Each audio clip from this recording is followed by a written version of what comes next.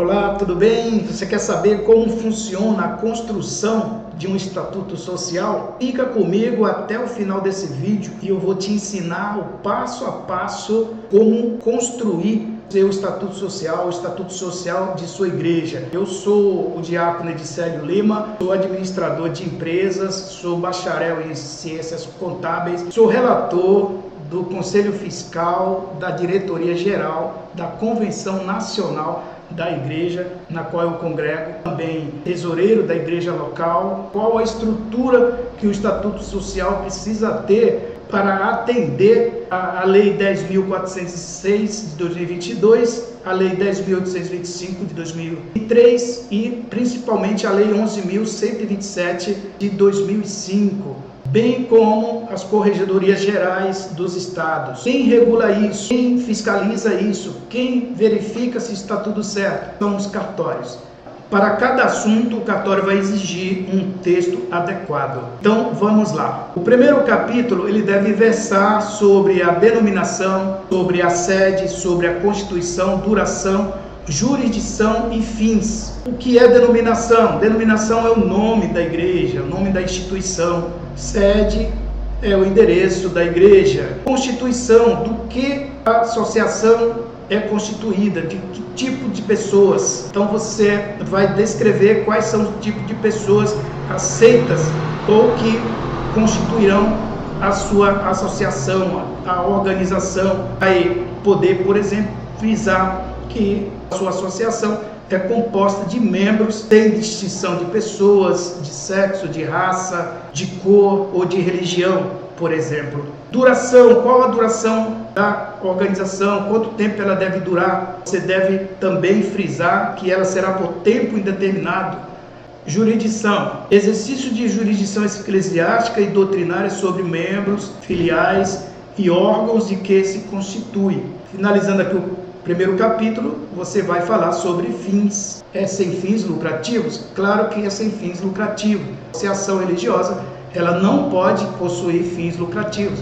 Por esse motivo, ela é isenta do imposto de renda, por exemplo. Vários outros direitos acompanham como benefício essa condição. A igreja ela vai obter isenção do IPTU, ela pode obter isenção do IPVA, vários benefícios ela pode obter por ser uma pessoa jurídica sem fins lucrativos. Dos membros ou associados, você deve versar sobre essa questão. Quem serão os membros? Aqui também a instituição precisa deixar claro o que ela tem a oferecer para atender às expectativas dos aspirantes. A igreja tem a oferecer basicamente orientações fundamentadas através da Bíblia Sagrada, por exemplo. A admissão, a organização irá manifestar nesse capítulo os critérios a serem observados pelas pessoas que desejarem se tornar membros. Pessoas serão admitidas, mas precisam também obedecer alguns critérios que a organização irá pontuar. Deve ficar claro no estatuto o direito do membro de se demitir por livre e espontânea vontade, sem nenhum impedimento por parte da instituição. Isso é exigido pelo Código Civil. Então, se você não tiver um texto no estatuto que garanta isso, o cartório ele vai indeferir o seu processo. Deve ficar claro que a instituição terá número ilimitado de membros. Você pode, inclusive, descrever as classes dos membros, fundadores, beneméritos, honorários e assim por diante. Da exclusão é um assunto que também não pode faltar. Deve-se observar com antecedência os motivos que levariam um membro ou associado a sofrer uma justa causa e posterior exclusão, bem como o seu direito de entrar com pedido de recurso junto à Assembleia Geral. Então, tudo isso você vai colocar no estatuto. A possibilidade da pessoa ser exclusa, mas também precisa deixar margem no próprio estatuto para que essa pessoa ela possa recorrer à Assembleia Geral, ao julgamento da Assembleia Geral. Claro que você pode estabelecer um prazo para que isso ocorra. E, por exemplo, se em até 30 dias ela não recorrer à Assembleia Geral, a exclusão ela fica consumada. Os membros devem ter seus direitos descritos no Estatuto Social, inclusive o de poderem convocar uma assembleia com 1/5 de sua totalidade. Essa condição ela é exigida pelo Código Civil. Assim como os membros têm seus direitos, têm os seus deveres a serem cumpridos. Esses deveres devem estar descritos também no Estatuto. Direito de participar da Assembleia, direito de votar e ser votado. A suspensão pode ser aplicada a qualquer membro, inclusive da diretoria. Também precisa versar sobre isso no Estatuto. Dos órgãos administrativos. A igreja, para ser constituída, ela precisa de no mínimo 2 órgãos administrativos, sendo ele a Assembleia Geral, Diretoria Executiva. A Assembleia Geral ela é composta por todos que são membros, inclusive o presidente, os membros da diretoria executiva. A diretoria executiva ela é composta por presidente, secretário e tesoureiro e seus vices. Você consegue constituir uma igreja com apenas esses 2 órgãos. E é facultativo você colocar o Conselho Fiscal. Deve haver 2 tipos de assembleias. Quais são os tipos de assembleia? A ordinária e a extraordinária, e as atribuições de cada uma delas. A administração é composta pela diretoria executiva, composta pelos cargos de presidente, secretário, tesoureiro. As atribuições de cada um devem ser descritas, o que cada um dos diretores estará fazendo, quais as suas competências. Então tudo isso precisa estar bem claro no Estatuto. Também precisa ser tratado no Estatuto este assunto.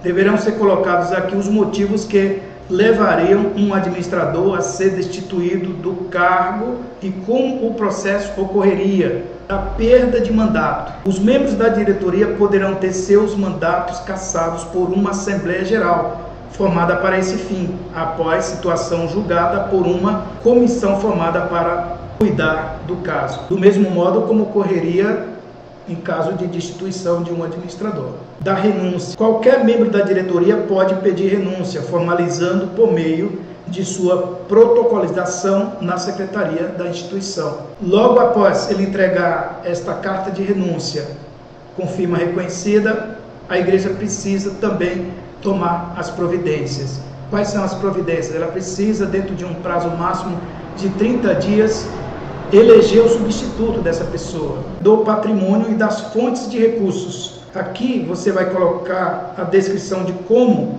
será constituído o patrimônio da instituição e de onde será tirado o sustento dela. Da ajuda de custo pastoral. É meio que facultativo você escrever sobre isso, mas é bom escrever porque dará entendimento a julgamentos futuros. Pastor, por exemplo, que trabalha no regime CLT, poderá ocorrer que no momento de receber algum benefício, como o seguro-desemprego, por exemplo, o Ministério do Trabalho resolva alegar que ele tenha o seu CPF vinculado a um CNPJ e por isso não terá direito a receber o seu benefício. Ocorrendo isso, ele poderá comprovar com o próprio estatuto da igreja que ele não recebe por seu trabalho oferecido à igreja. Então é importante você colocar isso, que você pode, por exemplo, deixar claro que a ajuda de custo que os pastores ou dirigentes poderão receber é algo específico, sem um valor definido. Então isso você pode também tratar no Estatuto Social da Igreja, pode esclarecer sobre essa possibilidade sem comprometer ali a pessoa que está recebendo a ajuda frente ao Ministério do Trabalho, principalmente se ela trabalha no regime CLT, por tempo indeterminado com valor definido, diferente da ajuda de custo. Da prebenda pastoral. A prebenda pastoral pode ser destinada para o pastor. A igreja ela pode estabelecer uma prebenda pastoral para o pastor que é responsável pela igreja, pelo rebanho. Todo ano a elaboração de relatórios financeiros por parte do tesoureiro e apreciação do mesmo pela Assembleia Geral para aprovação. Essa é a Assembleia Ordinária. Uma das competências da Assembleia Ordinária, que acontece uma vez por ano, é aprovar as contas da organização. O Estatuto ele pode ser alterado a qualquer momento?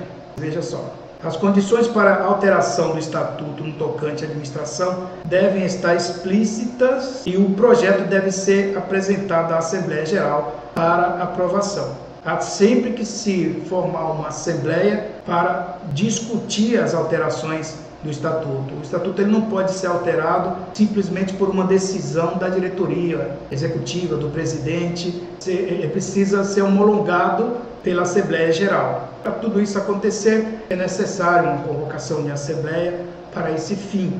E aí sim pode ser feita as alterações no tocante à administração da igreja a qualquer tempo. É necessário discorrer como devem funcionar as possíveis filiais da igreja. Aqui serão colocadas as condições de funcionamento de uma igreja afiliada. Quais suas obrigações frente à matriz? Por exemplo, qual o percentual de participação cooperativa que a filial terá para cumprir com a matriz? Tudo isso também deve estar especificado no estatuto. E para finalizar, das disposições finais, são assuntos diversos. Aqui você vai procurar responder algumas perguntas, como por exemplo, por qual estatuto as filiais serão regidas? Quando haverá a confecção do regimento interno? Você precisa colocar isso aqui. Por quê? Porque não é recomendado você colocar no estatuto todas as políticas administrativas de sua igreja. O seu estatuto de constituição ele precisa ser o mais enxuto que puder. Por quê? Primeiro, que você vai gastar menos com o cartório. O cartório ele cobra por página analisada. Então, quanto mais páginas do seu estatuto, mais emolumentos você vai pagar para o cartório. E o cartório ele não vai focar na política de funcionamento de departamentos da sua igreja. Como a tesouraria vai funcionar, como ela deve proceder com as doações recebidas em espécie. O cartório ele não vai focar sobre essas questões. Ele vai tratar sobre as questões que são acompanhadas pelas leis, especialmente pelo Código Civil e corregedorias dos estados. Então, se você colocar no estatuto tudo aquilo que você entende que precisa ser tratado, que precisa ser formalizado para funcionar como lei, o seu estatuto ele vai ficar muito extenso. Você também não pode discorrer sobre um assunto e terminar ele dizendo conforme o regimento interno. Se você colocar essa frase, o cartório irá dizer que você está fazendo remissão de um documento. Então, se você faz remissão de determinado documento, seja ele regimento interno ou código de ética, ele precisa acompanhar o processo. Então, você precisa ter o regimento interno junto com o estatuto para que o cartório confira se realmente ele está dizendo aquilo e ele então vai aprovar ali ou não aquele termo que você está colocando no documento. Então você pode sinalizar no estatuto que haverá sim confecção do regimento interno. E aí, num tempo breve, você pode, depois da sua igreja constituída, depois que ela tiver com sua ata, seu estatuto registrado e o seu CNPJ emitido, aí você pode sim criar o seu regimento interno, colocando ali todas as políticas que você achar necessário para funcionamento da igreja. Inclusive, a liturgia, como ela deve funcionar, tudo isso você pode futuramente colocar no regimento interno. Inclusive, a gente pode te auxiliar nisso, caso você tenha aí necessidade, né, e queira contratar os nossos serviços, a gente também te auxilia na confecção do regimento interno. Teve dúvida sobre confecção do estatuto, da ata? A gente também pode te auxiliar em tudo isso, deixando aí bem mais fácil aí a sua vida, fazendo tudo isso para você. Outras perguntas você precisa também responder aqui nas disposições finais e transitórias. Os membros responderão solidária ou subsidiariamente pelas obrigações patrimoniais da instituição? Essa é uma resposta que você precisa dar. Se você não tiver resposta a essa questão, o cartório ele vai indeferir o seu processo. Qual será o destino do patrimônio líquido da entidade em caso de dissolução? Você também precisa responder. Normalmente você irá dizer que será destinado a instituições que exercem os mesmos ofícios. Se o estatuto não indicar uma instituição que vai receber o patrimônio líquido, o município vai absorver. Se o município não absorver, o Estado vai absorver. Se o Estado não absorver, a União, por sua vez, vai absorver. Então, isso precisa estar bem claro no estatuto. Poderão ser colocados aqui, nas disposições finais e transitórias, assuntos diversos e as respostas a essas perguntas que precisam ser respondidas. Se você achou esse assunto relevante, interessante, deixe aqui o seu like. Se inscreva no nosso canal para que o YouTube também entenda que esse assunto é interessante, é relevante e que outras pessoas também precisam conhecer, precisam ter acesso. E se você quiser comodidade para registrar sua igreja, para regularizar sua igreja, para ficar em dia com a Receita Federal, ter os seus benefícios, são vários benefícios que uma igreja regularizada pode ter: abertura de contas bancárias, isenção de imposto de renda, né? Principalmente, isenção do IPTU, isenção de IPVA, são vários benefícios que uma igreja regularizada, além de poder funcionar sem ter medo de uma fiscalização repentina da prefeitura, que pode inclusive fechar a sua igreja a qualquer momento, fazendo você passar vexame. Você pode também, numa situação como essa, ser multado, pagar aí valores exorbitantes de multas, né? E várias outras penalidades que você pode sofrer monetária por conta de estar funcionando de forma irregular. E nós estamos aqui para te ajudar. Como que tudo funciona? Você não irá pagar nada para receber os documentos em suas mãos, assinados pelo nosso advogado. Você vai receber a ata, o estatuto, você vai receber o protocolo de entrada do CNPJ, que é o documento básico de entrada do CNPJ. Para ser emitido esse documento é necessário a viabilidade. Nós fazemos todo esse processo, o preenchimento, né, de todo o processo, todos os protocolos necessários para a aprovação da viabilidade frente à prefeitura, e você vai receber esses documentos todos em suas mãos. E aí vem a melhor parte: você não vai pagar absolutamente nada por isso, exceto a taxa do cartório. O cartório ele vai cobrar a taxa dele para registrar a igreja. Você vai receber esse documento em suas mãos, levar até o cartório que atende a comarca na qual a igreja está sendo estabelecida e vai emitir para você a certidão de registro. Faremos todo o acompanhamento do processo, desde o início até o final, para você poder realizar o seu sonho. Aí você pergunta: mas tudo isso de graça? Sim, tudo isso de graça. A partir do momento que você adquire o seu CNPJ, você passa a ter as obrigações frente à Receita Federal para manter o seu CNPJ em dia. É aí que entramos com os nossos serviços de assessoria contábil para fazermos para você todo esse processo, resolvemos para você todo o processo burocrático. Não cobramos nada, nós apenas solicitamos a assinatura de 1 ano de assessoria contábil. Então você irá antecipar para nós 1 ano de assessoria contábil. Fazendo essa antecipação, você ficará 1 ano sem pagar mensalidade a contar do dia da inscrição do CNPJ, que você pode dar uma entrada e parcelar o restante, super facilitado. Então, se você apreciou a nossa oferta e tem interesse em contratar os nossos serviços, veja na descrição do vídeo os nossos telefones, os nossos links. Inclusive, você pode acessar o nosso Instagram. Lá você vai conhecer o nosso portfólio de serviços. Você vai ver que, além de regularizar sua igreja, a gente dá todo o suporte para você conduzir sua igreja. Nós oferecemos serviço de confecção de carteirinhas de membros, credenciais para ministros.